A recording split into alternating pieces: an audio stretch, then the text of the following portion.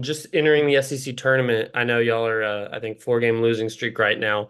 Um, That's right. That's how do accurate. you how do you get the team, I know a big part of, making any run is starting with belief, just getting that sort of belief. Yeah, like we've said all along, you tell stories. You tell stories about that 10 seed that went down there and went to the finals. That was the 10 seed and got hot and how they went into it. We were one in, I think, very similar situations. So you tell those stories. I think you keep things in perspective, which is what we do all the time. So I don't think there's anything special. Go down there and tell them it's postseason. We've talked about it all the way through the year leading into this being the final stage. So it's here. I think you just tell the young kids to talk to the older kids and let them tell those stories. Over these past 4 games, what do you think has necessarily gone wrong to not just that y'all lost them, but kind of just by the end of the Ole Miss game? I mean, not really very competitive. Well, I think we keep trying to win. I mean, we don't slow it down. We don't try to keep the score close. We're going to keep pushing tempo. We're going to try to keep making threes. We're going to try to come back. So we shoot fast. So that leads them into more possessions, and they shot it well. I could give a crap about the final score of games. I don't care about margin of defeat. It's not something that's on my radar.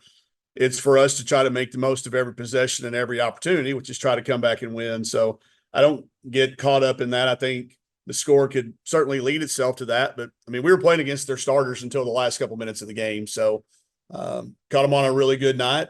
I'll look at them, all individually. I think we have been competitive until that game, but you get frustrated a little bit. I think we're human.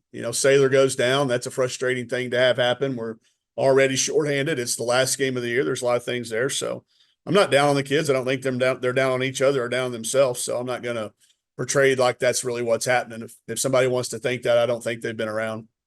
Yeah, and last thing I'll ask is, Talia was named to all freshman team. First of all, are y'all anticipating having her for this No, week? And she's second, not. She's not back. She'll like I've been telling y'all. I'll let y'all know if because there'll be a ramp up period. mhm. We're not just going to bring her out and trot her out to to a game. We'll let you know. It's still day to day. I don't know, but she's not here for practice today, so I wouldn't anticipate her making the trip with us today. And then I was just going to ask about her making all freshman team, Yeah, just being able to do that. I mean, obviously, people vote on different ways. Some people vote. I'm sure there's some people that didn't vote for her because she only played in 5 games in league. But I think there's some people that cast their vote based on the entire season. I think when you have 14 coaches voted on it, everybody's got a different philosophy on it. So I mean, it speaks to the type of preseason she had and the conference start that she was off to in those 5 games that she did play. So I think it's a I look at it as kind of a combination of both. So when you look at the freshmen in our league this year, I think it's a tremendous honor because there are a lot of great freshmen. Last year, to be honest, we were kind of looking for kids to put on it, to get to 8 because there weren't a lot of kids that were even starters last year. But this year, there's a lot of kids that got left off. So, I think that happens in all these conference votings because it's a private vote and we all have different philosophies and different criteria. So, as happy as we are for her, I will do my postseason research will be a deep dive into is Michaela Daniels the most decorated SEC player, win more SEC games than anybody to never be named all conference or all defensive team, which just still blows my mind when you look at what she does for us there. And Miriam not, be leading the league in block shots in this league with the players that did, and that's not considered for all defensive. But it's a hard team to make this year. Lots of great players. I'm sure it was a close battle for. I guess we had to have had some ties. Did I look at that right correctly? There's 18 kids, and we normally only have 16, so there must have been some ties. We talk about that a lot in our coaches' meetings about some years you need it to be expanded. So this is one of those years with the COVID.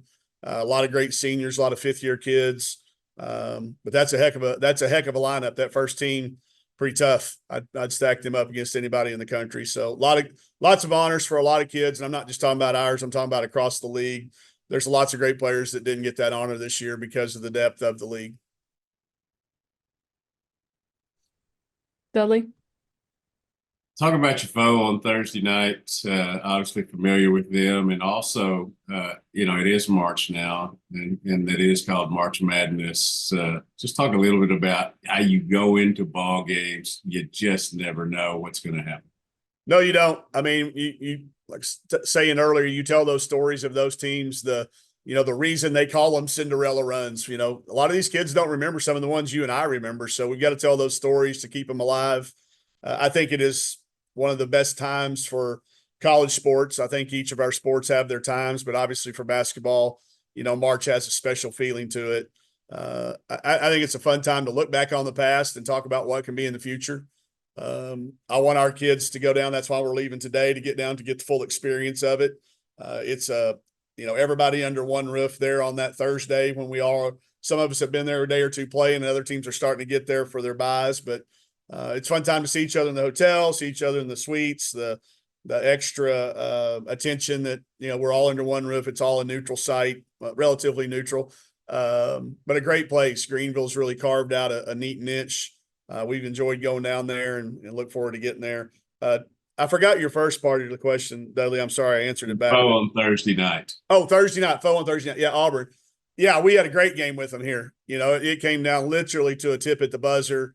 They've won 3 in a row. They're coming in on a little different road than we are here, but a lot of it has to do with your schedule and who you played, where you've played. So they'll be coming in riding high. I think they're maybe 5-2 since we played, if I looked at that right. They're playing some different kids. I looked at what they've done since we played. There's a few kids that played a lot against us that's not playing as much now, and some kids that didn't play at all that are playing heavy minutes and really contributing. So although we'll know each other and may know a few play calls, I think a lot's changed with both of our teams. That was a game we got off to a slow start and then kind of came roaring back in the third quarter. I think that was maybe one of our better quarters of the year. So we'll draw from some of those things that we played against them. There will be a familiarity when we watch film. We won't have to tell them how fast Honesty Scott Grayson is. They've lived it. We won't have to tell them how high Taylon Collins jumps. They've lived it. You just have to, you don't have to convince them as much. They've already got that in. Now we can spend some time on being tactical and go into it. The tournament does have a different feel because they're new rims, they're new balls. It's a new environment for both of us. What I've learned on those Thursdays, or whenever you play, especially if you're both playing your first game, it's the team that settles in the fastest. So we've not been a great starting team. I hope that maybe something that we capture here in the postseason, in the SEC tournament and beyond. Appreciate it, man. You got it.